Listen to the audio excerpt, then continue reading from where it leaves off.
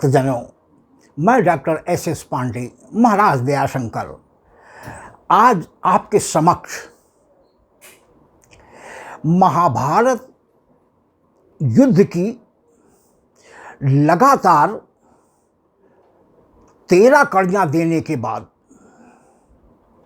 संक्षिप्त में आप सभी भक्तों के समक्ष विश्व प्रसिद्ध महाभारत के रहस्यमयी शिक्षाप्रद वृत्तांत को सरल भाषा में जितना मैंने समझा अध्ययन करके आपके समक्ष निवेदन किया है। भक्तों, पिछली कड़ी को, जो कि हमारे महाभारत युद्ध की अंतिम 13वीं कड़ी थी, जिसमें महाभारत युद्ध के अंतिम 8 दिनों के युद्ध का संपूर्ण वृत्तांत समाप्ति तक का बतलाया गया था, कुछ अधिक समय का बन गया, अन्यथा छूट जाता, एक और कड़ी प्रस्तुत करना पड़ता। तो भक्तों, करीब करीब 1 घंटे 27 मिनट का ये वीडियो हो गया और मुझे स्वयं इस बात का दुख है कि इतना समय एक साथ दे पाना आजकल के कठिन समय में बहुत मुश्किल काम है। कस्बे और शहरों में तो जहां कोरोना पीरियड में ऑनलाइन क्लासेस की वजह से करीब करीब 50% घरों में वाईफाई की सुविधा उपलब्ध है, वहाँ उन घरों में अवश्य कोई समस्या शायद ना आई हो, लेकिन सुदूर देहात में जहाँ रिचार्ज में 1 GB 2 GB का चार्ज तो कर लेते हैं, लेकिन इंटरनेट सेवाएं नहीं आती हैं, लिहाजा हमारे देहात के भक्त हमारी अंतिम 2 कड़ियों को शायद नहीं सुन पाए हैं। इसका मुझे भी दुख है, लेकिन भक्तों, बहुत छोटी कड़ियों में बहुत कम पात्रों के चरित्रों का वर्णन कर पाता, इसलिए मैंने मुनासिब समझा कि भले अवधि थोड़ी बड़ी हो जाए, लेकिन समग्र रूप में भक्तों को सभी चरित्रों के सुनने का अवसर प्राप्त हो जाए। तो भक्तों, जो भी हो, आपके प्यार का मैं हृदय से आभारी हूँ। बगैर किसी गाने के इन 13 कड़ियों को आपने धैर्य से सुना और सराहा, मेरे परिश्रम को आपने मान्यता दी, इसके लिए भी मैं आपका हृदय से आभारी हूँ। भक्तों, अब मैं विषय परिवर्तित करते हुए आपके समक्ष विवाह का सीजन होने के कारण अपने प्रभु श्री राम जी के लिए ब्याहने के लिए हमारे श्री जनक जी ने महाराज दशरथ जी को आमंत्रण पत्र भेजा कि महाराज, आपके पुत्र ने मेरे द्वारा स्वयंवर में किए गए प्रण को पूर्ण करके सीता से विवाह के अधिकारी हो गए हैं। इसलिए महाराज जी, अब विधिवत विवाह करने के लिए आपसे मेरा विनम्र अनुरोध है कि बारात लेकर के आवें, जिससे हमारी अंतिम अभिलाषा विधिवत विवाह देखने की भी पूर्ण हो सके। लिहाजा हमारे श्री जनक जी ने अपने कुल गुरु गौतम और अहिल्या माँ के पुत्र श्री शतानंद जी महाराज के हाथों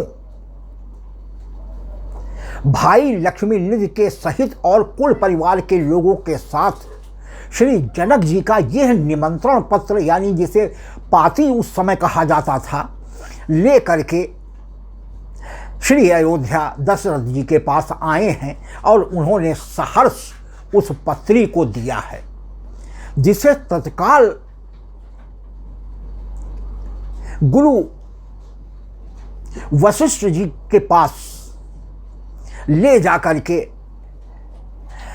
अपने पुत्र के इस सुयश को गुरुजी से सुनाया है और उनसे आग्रह किया है कि गुरुजी श्री जनक जी द्वारा ये कहा गया है कि शीघ्र से शीघ्र बारात ला करके हमारी प्रभु राम और सिया जी का यह विधिवत विवाह होने की अपने आँखों से देखने की अभिलाषा शीघ्र से शीघ्र पूर्ण किया जाए। फलस्वरूप महाराजा वशिष्ठ जी भी बेहद प्रसन्न हुए, तीनों महारानियाँ भी बेहद प्रसन्न हो गई, क्योंकि बहुत दिनों से हमारे विश्वामित्र जी जब से प्रभु राम और लक्ष्मण को अपने यज्ञ की रखवाली करने के लिए ले गए थे और वहीं यज्ञ समाप्त होने के बाद, निर्विघ्न समाप्त होने के बाद, जहाँ प्रभु ने सुबाहु और ताड़का को मारा, मारीच को भी मार करके 100 योजन दूर जा करके फेंक कर निर्विघ्न यज्ञ संपन्न करा दिया, वहीं से श्री जनक जी का स्वयंवर देखने का आमंत्रण पा करके हमारे विश्वामित्र जी राम लक्ष्मण को ले करके सीधा जनकपुर पहुंच गए हैं। तो भक्तों, विवाह होने की वजह से हम पुष्प वाटिका का प्रसंग बाद में आपके समक्ष निवेदित करेंगे, जो मैंने अपने भावों के अनुरूप पद बनाया है।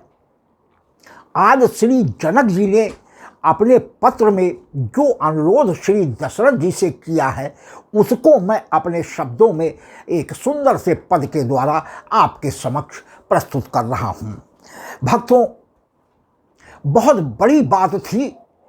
लोग ये भी पूछते थे कि महाराजा विदेह जनक जी सभी पृथ्वी पर मौजूद राजाओं में श्रेष्ठ थे, तो वो श्री सीता जी का ब्याह ऐसे ही उपयुक्त अपने समकक्षीय राजा को देखकर युवराज से कर सकते थे। तो उन्होंने इस कठिन स्वयंवर को, जिसमें शिव धनुष तोड़ने का प्रण कर लिया, ऐसा क्यों किया? भक्तों, इसके पीछे श्री दशरथ जी ने एक बार अपनी पुत्री सीता जी को, जानकी जी को, जब वो 5 वर्ष की थी, तो जहां पर शिव धनुष रखा हुआ था, ये देखा कि हमारी इस आदिशक्ति बेटी ने, जिसको बड़े बड़े भूप मिल करके भी उठा नहीं सके, भूप सहस 10 एक ही 12 लगे उठावन टरे न टारा, जहां 10,000 आमंत्रित राजा एक साथ मिल करके भी उस धनुष को हिला न सके, उसे इन 2 नन्हे बालकों सहित आए हुए बड़े प्रभु श्री राम ने पल मात्र में उठा करके प्रत्यंचा चढ़ाकर 2 खंड कर दिया। तो भक्तों, सीता जी हमारी उस शिव धनुष को एक हाथ से उठाकर दूसरे हाथ से जमीन को लीप कर, स्वच्छ कर, लीप कर फिर यथास्थान रख देती थी। जब यह आश्चर्य देखा अपनी पुत्री का, तो उन्होंने माता सुनैना से इसका जिक्र किया और तभी ये प्रण कर लिया कि इसका ब्याह उसी पुरुष से करना समाचीन होगा, उपयुक्त होगा और योग्य होगा, जो इस धनुष को उठाकर प्रत्यंचा चढ़ा सके। तो भक्तों, इसलिए प्रभु श्री जनक जी ने इस स्वयंवर का आयोजन किया, जिसमें सभी राजा उसको हिला तक नहीं सके। अंत में गुरु की आज्ञा, विश्वामित्र जी की आज्ञा पाकर के प्रभु श्री राम जी उठे और मध्याह्न के समय देखते ही देखते मध्य से उस धनुष को 2 खंड कर दिया और फलस्वरूप जयमाल के अधिकारी हो गए। हमारी जगत जननी माँ सीता जी बेहद प्रसन्न हो गई, क्योंकि उन्होंने भी गौरी माँ से पुष्प वाटिका में देखने के बाद प्रभु राम पर मोहित हो चुकी थी। प्रभु राम भी अपना सर्वस्व श्री सीता जी के लिए देखकर हार बैठे थे। वो पद भक्तों हम इस पद के बाद अगले क्रम में आपके समक्ष निवेदित करेंगे। आज आइए श्री जनक जी की इस पत्री का अपने पद के द्वारा आपके समक्ष निवेदन करते हैं। और भक्तों, पूरी मुझे उम्मीद है कि हमारे भावों को आप पूरा पद सुन करके अवश्य समझने की कृपा करेंगे, क्योंकि भाव ही किसी भी पद के मुख्य होते हैं। साजबाज की कोई ज़रूरत नहीं होती है यदि भाव में प्रवणता हो। और भक्तों, इस अवस्था में कोई गला भी ऐसा नहीं है जिससे हम ये कह सके, लेकिन फिर भी मुझे अपने प्रभु श्री राम जी पर पूरा भरोसा है कि जो भाव उन्होंने दिए हैं और पद रूप में इसकी रचना करवाई है, जरूर आपके हृदय को स्पर्श करने में सक्षम होगा। आइए एक छोटे से संकीर्तन के बाद हम अपने मधुर पद को आपके समक्ष निवेदित करते हैं। भजो दशरथ नंदन जनकुलली, भजो दशरथ नंदन जनकुलली। श्री राम चंद्र बजु रंगु बली, श्री राम चंद्र बजु रंगु बली। भजो दशरथ नंदन जनकुलली। धन्यवाद भक्तों।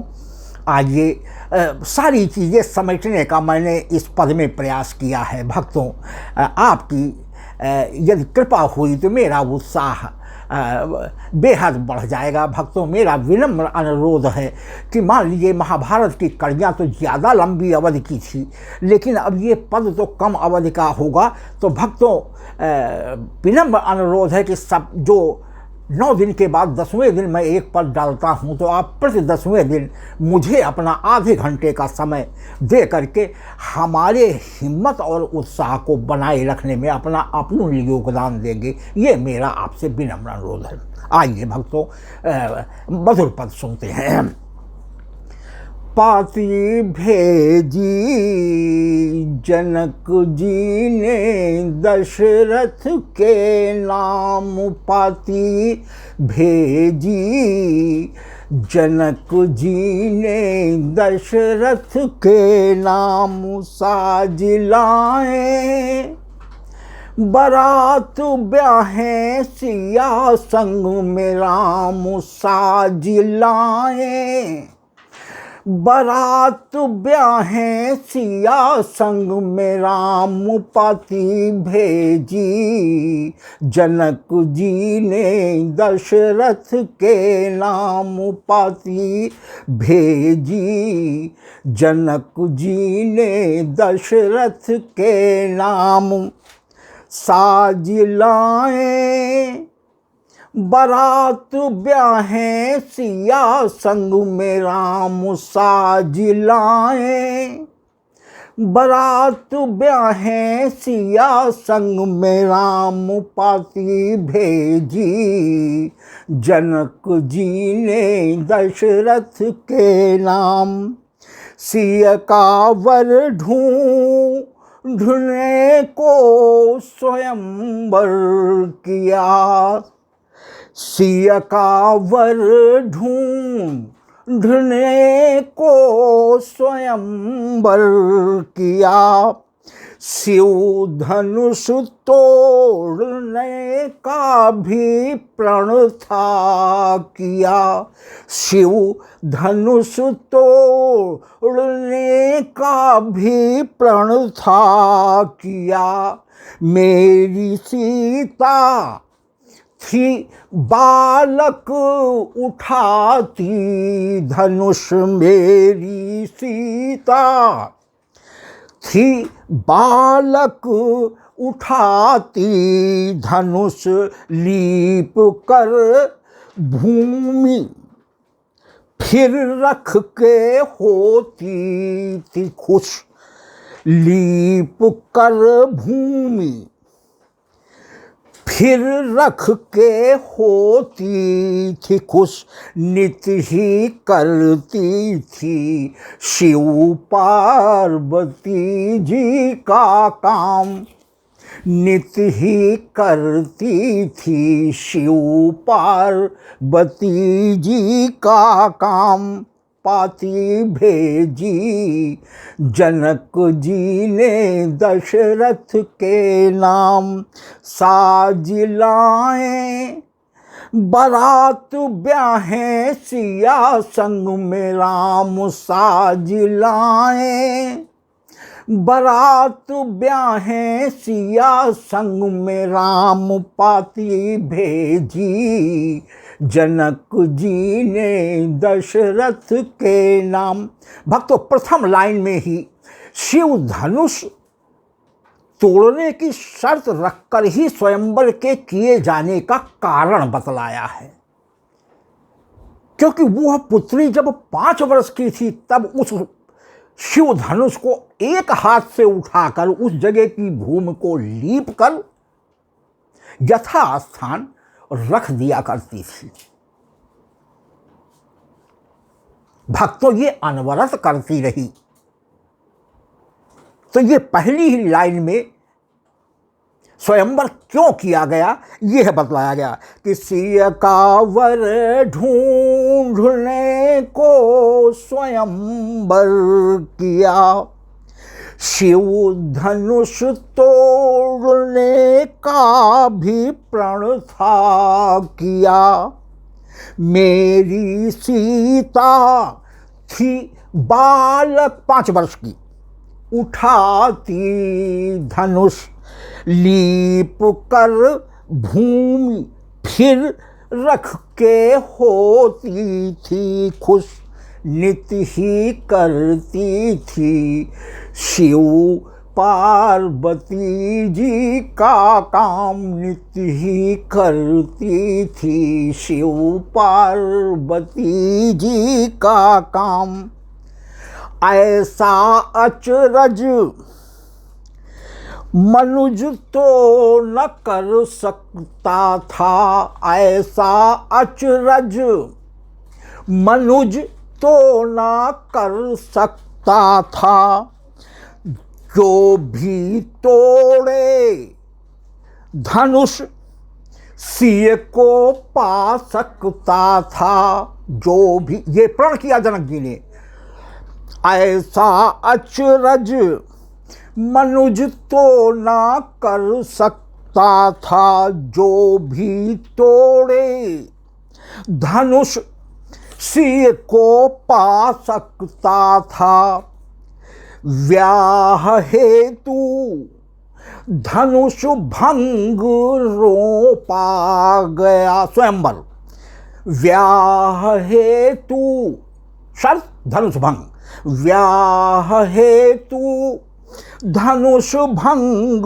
रोपा गया, सारे भूपों को न्योता था भेजा गया, सारे भूपों को न्योता था भेजा गया, सारे देशों से आए नृपति थे तमाम, सारे देशों से आए नृपति थे तमाम, पाती भेजी जनक जी ने दशरथ के नाम, साज लाए बारात ब्याहे सिया संग में राम साज लाए, बारात ब्याहे सिया संग में राम पाती भेजी,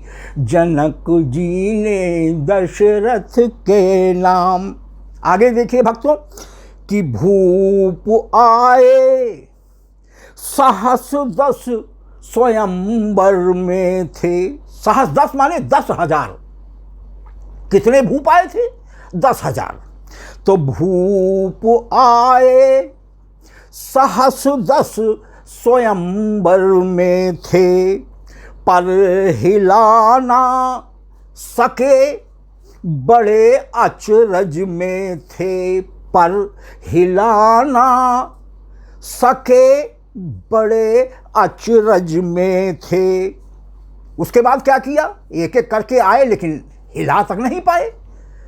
उसके बाद देखिए कि मिल के सारे सहस 10 उठाने लगे, अंत में शर्मा करके सभी राजाओं ने यह मिलकर फैसला किया, चलो हम सब लोग मिलकर के इस धनुष को उठाकर तोड़ते हैं और उसके बाद फैसला होगा कि सीता किसकी होगी। लेकिन एक बार इसको सब लोग मिल करके चलो तोड़ दिया जाए। तो वही कह रहे हैं कि मिल के सारे सहस दस उठाने लगे। भक्तों, इस जगह एक ये भी प्रश्न आता है कि कितना बड़ा वो धनुष था जिसमें एक साथ 10,000 लोग उठाने में राजा समा गए। भक्तों, गौर करने की बात है, मानस में लिखा है, भूप सहस 10 एक ही 12 लगे उठावन टरहि नटारा। इसका भक्तों अर्थ बहुत गहरा है। भूप माने राजा, सहस माने सहस्त्र बाहु। उस समय का सबसे बलशाली राजा 100 भुजाओं वाला सहस्त्रबाहु था जिसने रावण को भी कांख में दबा लिया था। तो सहस से तात्पर्य 1000 से नहीं है, सहस्त्रबाहु 1000 भुजाओं वाले अकेले सहस्त्रबाहु से है। और 10 से तात्पर्य दशानन 10 मुख वाले अर्थात रावण से है। तो केवल 2 लोग उसमें लगे। मिलके सारे, एक से अधिक है इसलिए सारे शब्द का इस्तेमाल किया गया।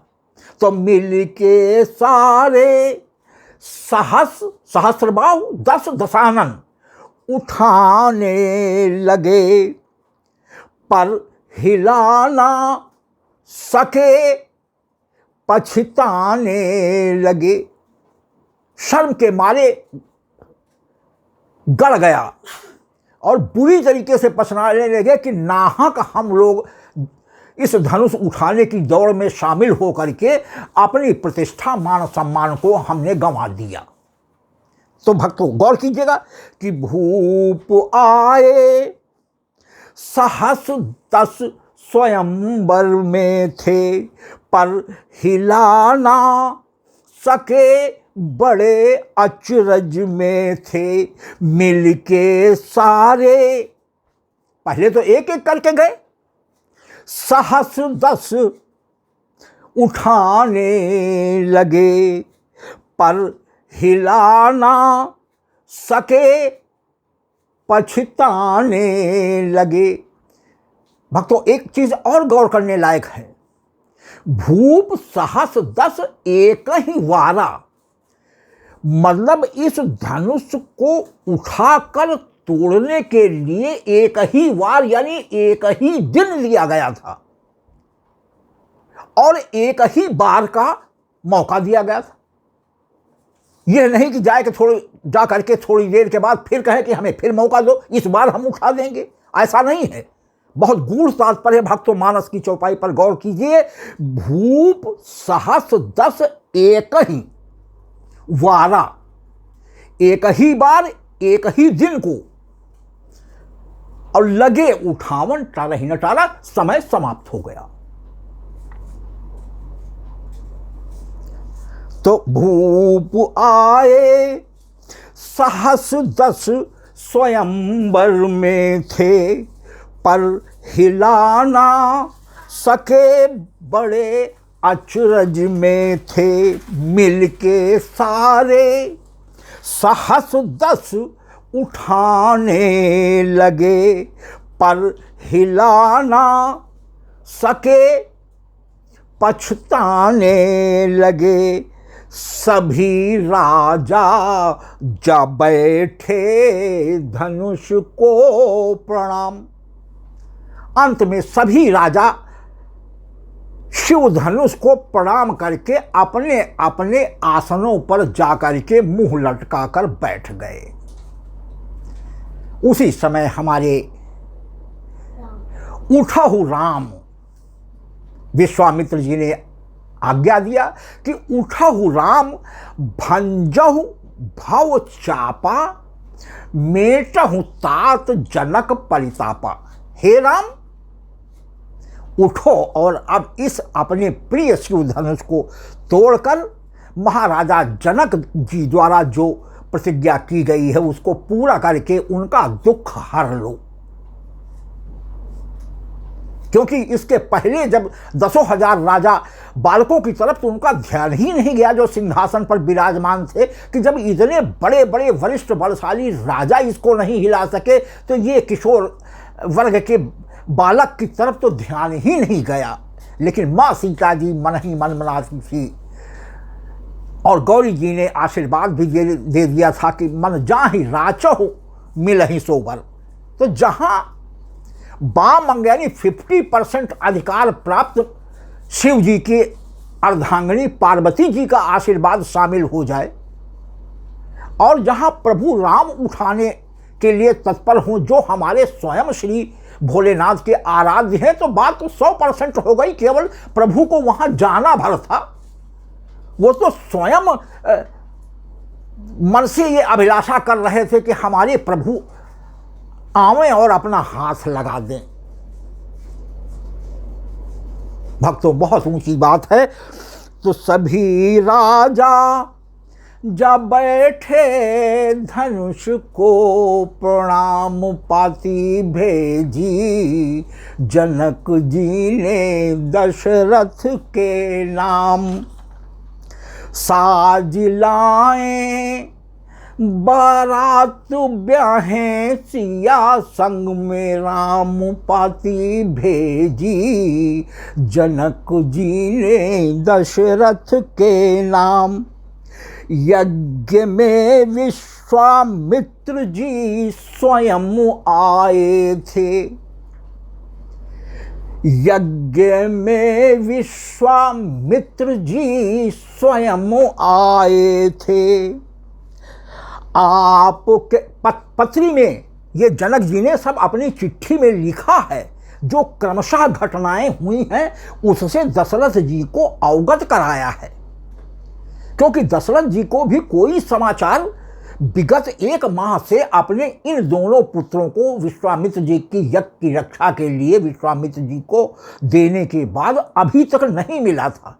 इसलिए श्री दशरथ जी बिल्कुल अनभिज्ञ थे, अनजान थे कि कहाँ क्या हुआ और हमारे बच्चे इस समय कहाँ पर हैं। तो श्री जनक जी क्रमशः ये बिंदुवार पत्र में सब प्रभु श्री राम जी का सुयश लिख रहे हैं। तो यज्ञ में विश्वामित्र जी स्वयं आए थे। कह रहे हैं जनक जी, आपके सुत राम और लक्ष्मण, आपके सुत लखन राम संग लाए थे। आपके सुत लखन राम संग लाए थे। लखी सिया वाटिका में हुए राम खुश। विश्वामित्र जी ने पूजा करने के लिए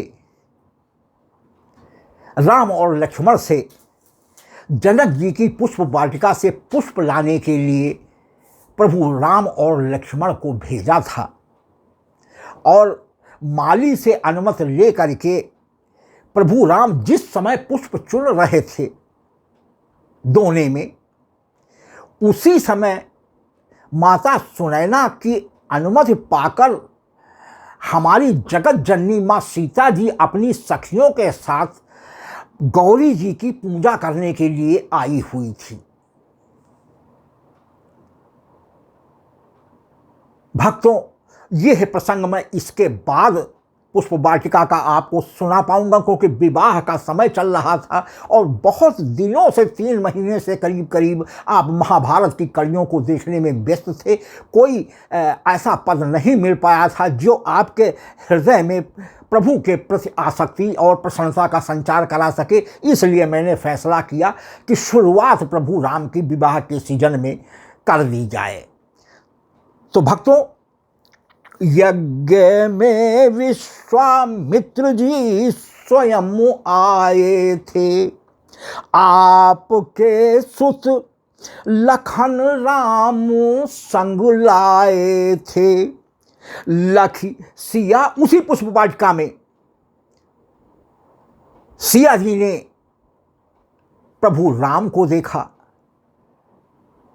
राम जी ने सिया जी को देखा। और भक्तों, यह स्थिति हो गई कि यह होश नहीं रहा, दोनों एक दूसरे की सुंदरता को अपलक निहारते रहे। निम तजहु दिगंचल। और नहीं संतोष हुआ तो लखन जी से प्रभु राम जी ने अपने छोटे भैया से यह समझाया कि तात जनक तनया यह सोई, अब धनुष यज्ञ जेहि कारण होई। हे भैया, यही वो जनक जी की आदि शक्ति सुषमा की सिंधु सीता है, जिसके ब्याह हेतु इस स्वयंवर का आयोजन किया गया। तात जनक, तात माने हे भैया, जनक तनया माने पुत्री, जनक जी की पुत्री, यह सोई और धनुष यज्ञ जेहि कारण होई। तो वही अब इस लाइन में आप देखिए कि पूरा जनक जी श्री दशरथ जी को अपने इस आमंत्रण पत्र में, निमंत्रण पत्र में लिख रहे हैं। भक्तों, पुराने समय में यह परंपरा भी थी कि शुभ तिलक चढ़ाने के ही समय लग्न पत्रिका का आमंत्रण कि आप अब बारात लेकर के हमारी पुत्री को ब्याहने के लिए हमें देने की परंपरा रही है। और तभी से हम सभी सनातन धर्मी शिव पार्वती विवाह और प्रभु श्री राम सिया विवाह को आदर्श मानकर आज तक उसी विधि अनुसार परिपाटी का पालन करते हुए चले आ रहे हैं।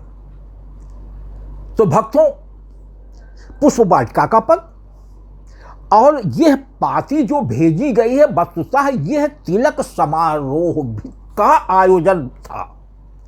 और पत्री तो बारात लाने के लिए नियमानुसार भेजी जाती है।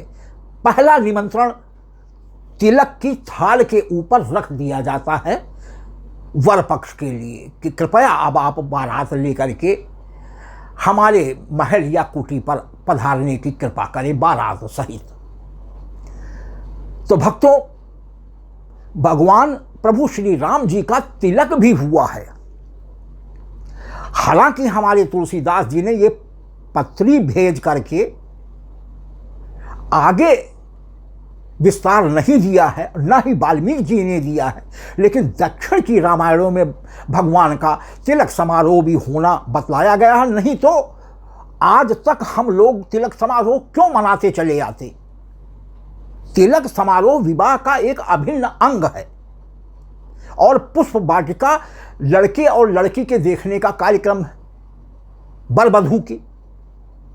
वही परंपरा आज तक चली आई है। लेकिन वाल्मीकि जी ने और हमारे तुलसीदास जी ने तिलक समारोह का वर्णन नहीं किया है। लेकिन भक्तों, हमारे आज के भारतवर्ष के प्रमुख सर्वमान्य संतों में से एक जगत गुरु श्री रामभद्राचार्य जी का एक पद कभी हमने उनके प्रवचन में सुना था, जिसमें उन्होंने तिलक समारोह का भगवान की जिक्र किया है, जिसमें प्रभु श्री राम स्वयं अपने शक्ति के बल पर उपस्थित हुए हैं।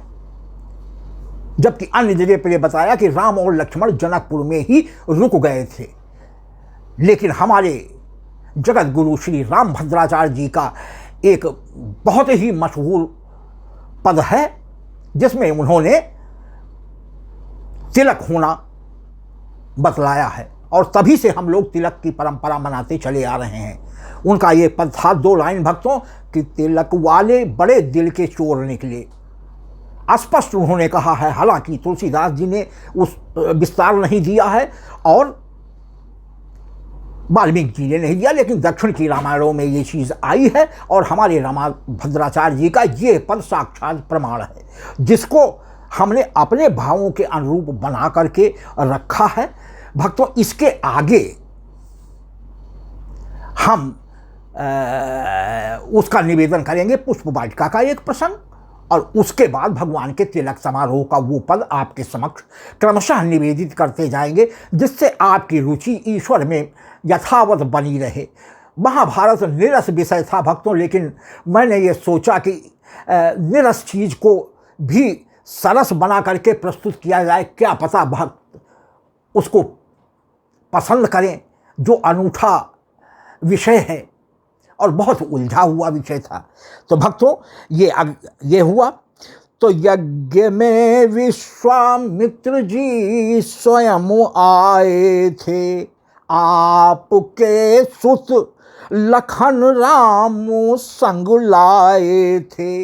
लखी सिया बाटिका में हुए राम खुश, आज्ञा पाके गुरु की था तोड़ा धनुष। पहनी वरमाला सीता किए अपने नाम, पहनी वरमाला सीता किए अपने नाम। श्री जनक जी दशरथ जी को पूरा एक एक क्रमशः बतला रहे हैं कि हमारे प्रभु ने उस शिव धनुष को तोड़कर हमारे प्रण को पूरा किया और पूरी मिथिला को जीत कर हमारे जनक नंदिनी जी को भी अपना किया, और फलस्वरूप वरमाला का कार्यक्रम हो चुका है, जयमाला का। इसलिए महाराज जी सभी श्रेष्ठ मुनियों का ये विचार है कि अब विधिवत ब्याह के लिए कृपया आप बारात साजकर शीघ्रातिशीघ्र जनकपुर पधारने की कृपा करें। तो भक्तों वही है कि यज्ञ में विश्वामित्र जी स्वयं आए थे, आपके सुत लखन राम संग लाए थे। लखी सिया बाटिका में हुए राम खुश, आज्ञा पाके गुरु की था तोड़ा धनुष। जब शर्त पूरी हो गई तो सीता जी ने ला करके प्रभु श्री राम जी के गले में सुंदर वरमाल डालकर चिर अभिलाषा की पूर्ति हमारी जनक नंदिनी जी को भी हुई, जैसा माँ पार्वती जी गौरी जी माता ने वरदान दिया था कि मन जाहि राचो मिलहि सो बर सहज सुंदर सामरो। हे पुत्री, तुमने जो मन में अभिलाषा किया है, निश्चित रूप में तुम्हारा मन चाहा वर तुम्हें मिलेगा। तो खसी माल मूरत मुस्कानी। तो भक्तों मानस में भी आप गौर कर लें, पद फिर बड़ा हो जाएगा, इसलिए इशारा आपके लिए हमारी समझ से काफ़ी होगा। तो पहनी वरमाला सीता किए अपने नाम, पाती भेजी जनक जी ने दशरथ के नाम। साज लाए बारात ब्याहें सिया संग में राम, पाती भेजी जनक जी ने दशरथ के नाम। अब है आज्ञा मुनि की हो विधिवत विवाह। आगे अब जनक जी बता रहे हैं अपनी चिट्ठी में दशरथ जी को कि अब है आज्ञा मुनि की हो विधिवत विवाह, सारी मिथिला में छाया है भारी उछाह। सारी मिथिला में छाया है भारी उछाह, आप सिय ब्याहने हेतु लाए बारात। आप सिय ब्याहने हेतु लाए बारात, जिससे मिथिला अवध का भी जुड़ जाए नात। जिससे मिथिला अवध का भी जुड़ जाए नात, इसलिए मेरी पाती का रख लीजिए मान। इसलिए मेरी पाती का रख लीजिए मान। पाती भेजी जनक जी ने दशरथ के नाम। साज लाएं बारात ब्याहें सिया संग में राम। साज लाएं बारात ब्याहें सिया संग में राम। पाती भेजी जनक जी ने दशरथ के नाम। पाती पाके श्री दशरथ जी हर्षित हुए। पाती पाके श्री दशरथ जी हर्षित हुए। गुरु वशिष्ठ की कृपा पाने गुरु गृह गए। गुरु वशिष्ठ की कृपा पाने गुरु गृह गए। हाथी घोड़े व रथ पालकियां सजी गए। हाथी घोड़े व रथ पालकियां सजी गए। अगणित बाराती वासी सभी जुड़ गए। अगणित बाराती वासी पुरवासी सभी जुड़ गए। सज के अद्भुत बरतिया चली मिथिला धाम। सज के अद्भुत बरतिया चली मिथिला धाम। भक्तों, प्रभु राम जी की इस अजब बारात का भी एक सुंदर सा पद आगे चल करके आपके समक्ष निवेदित करूंगा भक्तों। तो फिर एक बार इस लाइन पर भक्तों आपकी फिर कृपा चाहेंगे कि पाती पाके श्री दशरथ जी हर्षित हुए। गुरु वशिष्ठ की कृपा पाने गुरु गृह गए। हाथी घोड़े व रथ पालकियां सज गई। अगणित बाराती वासी सभी जुड़ गए। सज के अद्भुत बरतिया चली मिथिला धाम। भक्तों, वाल्मीकि रामायण में प्रभु राम की अगणित शब्द जो इस्तेमाल हुआ है, बारात की व्यापकता का वर्णन किया है, जिसमें उन्होंने ये बतलाया है कि श्री दशरथ जी ने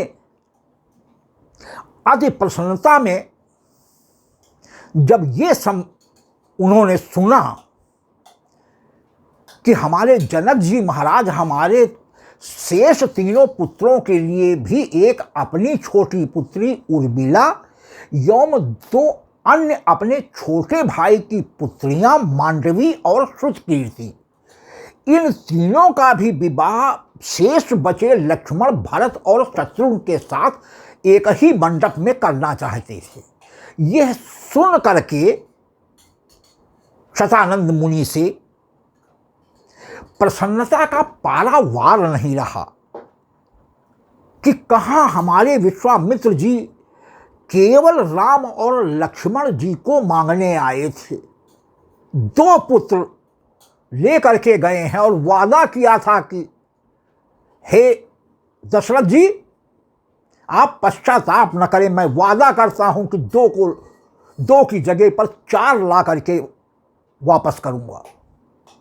और वही हुआ, पुत्र 2 ले गए और बहुएं 4 लाए।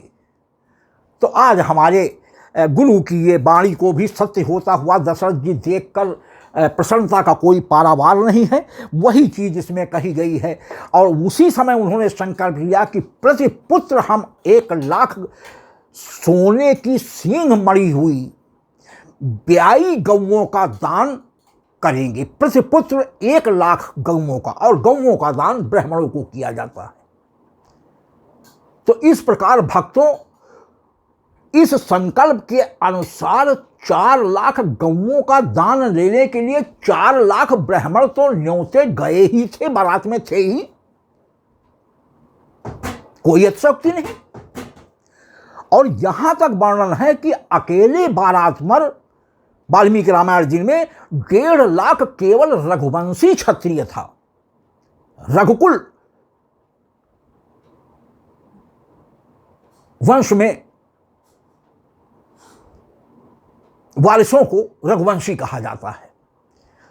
तो यह वर्णन आया है कि 1.5 लाख अकेले रघुवंशी क्षत्रिय था।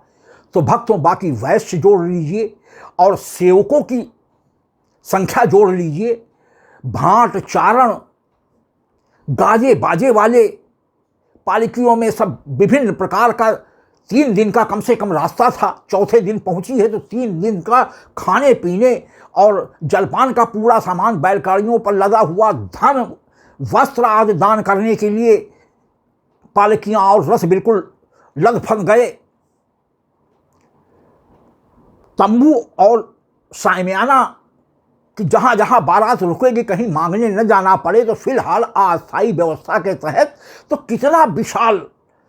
कितनी विशाल बारात हमारे प्रभु राम जी की रही होगी भक्तों, यह आप कल्पना कर सकते हैं। वो किसी समय आने पर प्रभु राम जी की भी बारात का एक पद आपके समक्ष निवेदित करेंगे। आगे देखिए कि आगे गुरुवर, अब बारात चल दी श्री अवध से, तो आगे आगे सबसे आगे श्री वशिष्ठ जी का रथ है, उसके पीछे श्री दशरथ जी का रथ है, और उसके बाद शेष रथ, पालकियां, पैदल, घुड़सवार, हाथी सवार, यहां तक वर्णन है कि ऊंट भी भार ढोने के लिए ले जाए गए थे।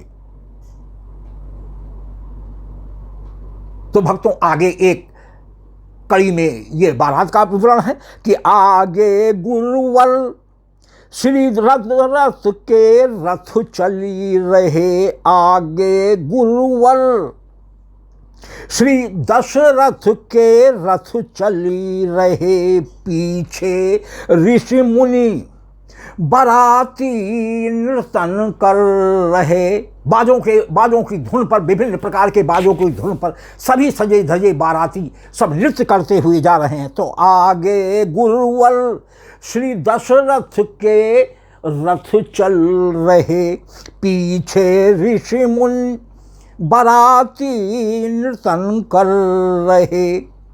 और सबसे बड़े ताज्जुब की बात भक्तों कि पर किसी को न तिथि ज्ञात कब है विवाह। बारात लेकर के जा रहे हैं, लेकिन पूरे बारात भर में किसी को यह नहीं मालूम कि किस तिथि को ब्याह है, क्योंकि ब्याह की तिथि तो अभी ब्रह्मा जी ने निकाली ही नहीं थी। केवल तिलक समारोह और बारात आने की तिथि विचार दी गई थी। ब्याह की तिथि तो जनकपुर में विचारी गई, जो 1.25 महीने के बाद जाकर के सही तिथि और नक्षत्र मिल पाया। तब तक बारात 1.25 महीने के बाद ब्याह हुआ है। अगहन पंचमी को, कार्तिक की धनतेरस कृष्ण पक्ष को बारात पहुंची है, 1.25 महीने के बाद ब्याह हुआ और उसके 2 महीने के बाद विदाई की तिथि निकल पाई है।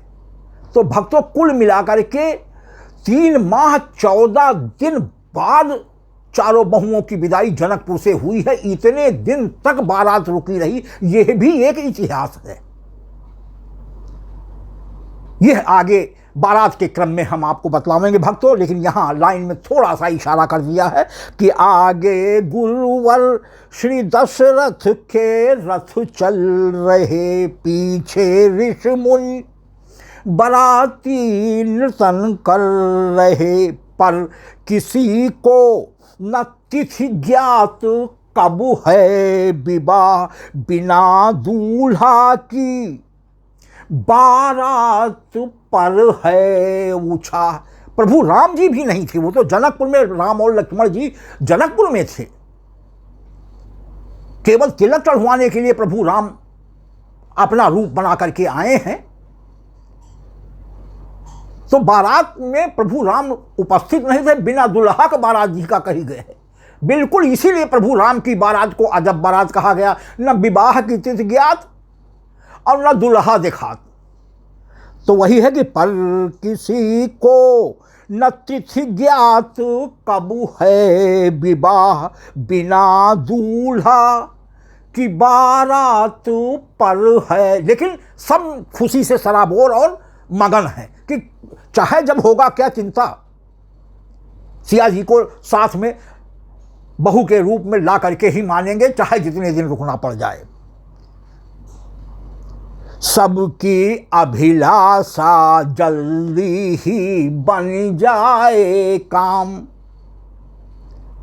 यह मन में अभिलाषा है कि सबकी अभिलाषा जल्दी ही बन जाए काम। पाती भेजी जनक जी ने दशरथ के नाम।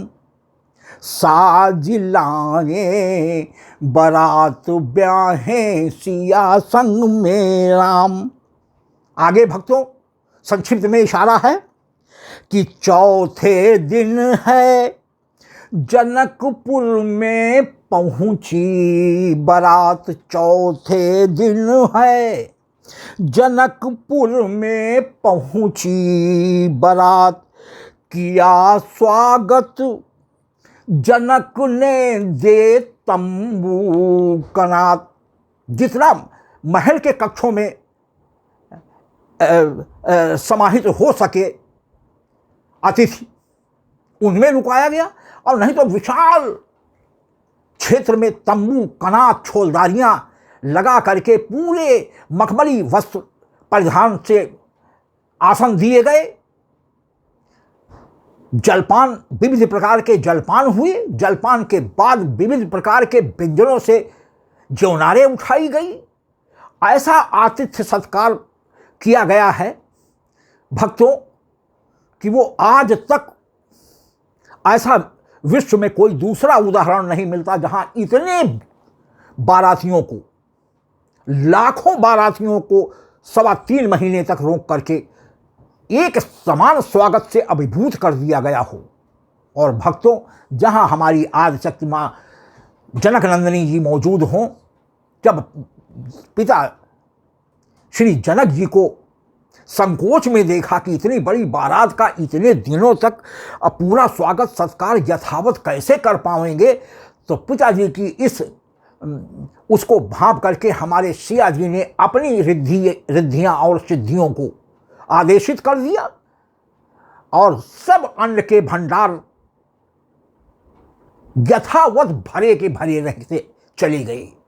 कहीं कोई कमी हमारी जनक नंदिनी माँ सीता जी ने अपनी रिद्धि और सिद्धि के बल पर नहीं होने दिया। अपने पिता के इस दुख को उन्होंने भांप लिया था। इसीलिए हमारी माँ सीता कोई मामूली नारी नहीं है, ये आदिशक्ति हमारी जनक नंदिनी है, जो सृष्टि की पालनकर्ता कही गई हैं। माता से बड़ा दयालु और पालनकर्ता विश्व में कौन है। तो चौथे दिन है जनकपुर में पहुंची बारात। किया स्वागत जनक ने दे तंबू कनात। दे के आसन कराए मधुर जल के पान। दे के आसन कराए मधुर जल पान। है उठाई ज्यों नारे पर से व्यंजन तमाम। है उठाई ज्यों नारे पर से व्यंजन तमाम। ऐसी सुविधा पा बाराती भूले अवध धाम। ऐसी सुविधा पा बाराती भूले अवध धाम। पाती भेजी जनक जी ने दशरथ के नाम। साज लाए बारात ब्याहे सिया संग में राम। भक्तों सबसे अंत में भक्त दयाशंकर ने जैसा देखा, जैसा ग्रंथों में पाया और अपने मानस में संकल्पना करके जैसा चित्र उभरा, उसी को मैंने भैया भक्तों अपने इस पद की इन लाइनों में दर्शाया है।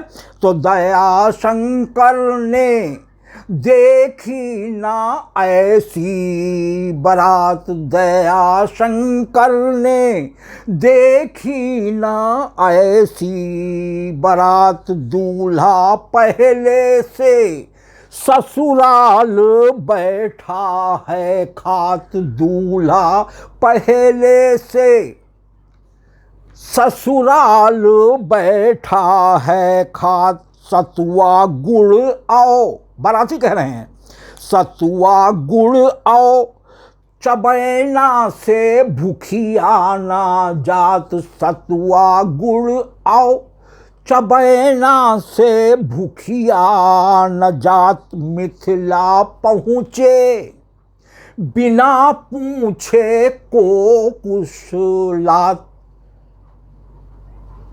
मिथिला पहुँचे, बाराती कह रहे हैं, बिना पूछे को कुशलात। सुना मिथिला में सुख के हैं सब इंतजाम। बाराती मगन है और ये कहते हैं कि हम लोगों ने सुना है कि मिथिला में सुख सुविधा के सारे इंतजाम हैं भैया, घबराओ ना, तो मिथिला पहुँच ही गई है। तो दया शंकर, एक बार और भक्तों अंतिम लाइन पर आपकी कृपा चाहेंगे कि दया शंकर ने देखी ना ऐसी बारात, दूल्हा पहले से ससुराल बैठा है खात। सतुआ गुड़ आओ, चबैना से भूखिया ना जात। मिथिला पहुँचे बिना पूछे को कुशलात। सुना मिथिला में सुख के हैं सब इंतजाम, सुना मिथिला में सुख के हैं सब इंतजाम। पाती भेजी जनक जी ने दशरथ के नाम, साज लाए बारात ब्याहे सिया संग में राम, साजी लाए बारात ब्याहे सिया संग में राम। पाती भेजी जनक जी ने दशरथ के नाम। धन्यवाद भक्तों, मेरे मन में जो भी भावनाएं ग्रंथों को पढ़ करके उपजी और जो दृश्य मेरे आँखों के समक्ष उपस्थित हुआ, उसी को मैंने शब्दों में जो भी जैसा भी बन सका है आपका प्यार और आशीर्वाद पाने हेतु इस पद के रूप में प्रस्तुत किया है। भक्तों, मुझे पूरी आशा है कि मेरे पूर्व पदों की बात हमारे श्री जनक जी के, श्री दशरथ जी के नाम भेजी गई इस आमंत्रण पत्र के अनुसार बारात के अवध से चल करके मिथिला पहुंचने का यह वर्णन अवश्य आपको प्रभावित करेगा और निश्चित ही आप हमें अपना अमूल्य समय देकर के हमारे इस पद को सुनकर हमारा उत्साह वर्धन करेंगे। भक्तों, यदि हमारा ये पद आपको पसंद आता है तो बाएं किनारे पर, मोबाइल के बाएं किनारे पर बने हुए ऊपर को दर्शाते हुए अंगूठे के निशान को दबाकर लाइक भी करें, जिसको देखकर हमारा हृदय प्रफुल्लित हो जाता है कि हमारा यह पद हमारे भक्त को वास्तव में हृदय से पसंद है। भक्तों, एक चिन्ह छोड़कर दूसरा निशान एक तिरछा बना हुआ शेयर का होता है, उसे भी दबा दें, जिससे उस शेयर के माध्यम से आपसे संबंधित परिवार, इष्ट मित्र और परिचितों में भी मैं अपने इस पद के माध्यम से प्रभु की कृपा पहुंचाने में समर्थ हो जाऊं। और भक्तों, सबसे अंत में अक्षरों में, लाल अक्षरों में लिखा हुआ SUBSCRIB सब्सक्राइब शब्द होता है, या उस जगह एक छोटी सी घंटी बनी होती, उसको भी दबाकर सब्सक्राइब कर दें। उससे भक्तों दो फायदे होते हैं। एक तो सबसे बड़ा फ़ायदा हमें होता है कि इस घोर कल युग में भी हमारे प्रभु की लीलाओं के गुणगान सुनने वाले भक्तों की संख्या लगातार बढ़ती जा रही है। और दूसरा सबसे बड़ा लाभ भक्तों आपको होता है कि प्रति 9 दिन के बाद 10वें दिन YouTube पर अपलोड किया जाने वाला हमारा नया वीडियो YouTube चैनल की ओर से भेजी गई एक स्पेशल नोटिफिकेशन के माध्यम से, जो आपकी मोबाइल पर हल्की सी विसिल देता हुआ या एसएमएस की तरीके से झंकार देता हुआ आपको आगाह करा देता है कि महाराज जी का कोई नया नवीन पद यूट्यूब चैनल पर अपलोड हो गया है। और यदि भक्तों आपके पास समय हुआ तो आप तत्क्षण हमारे उस पद को सुनकर प्रभु की कृपा प्राप्त कर सकते हैं। भक्तों, आपकी कृपा का मैं हृदय से आभारी हूँगा। बहुत बहुत धन्यवाद।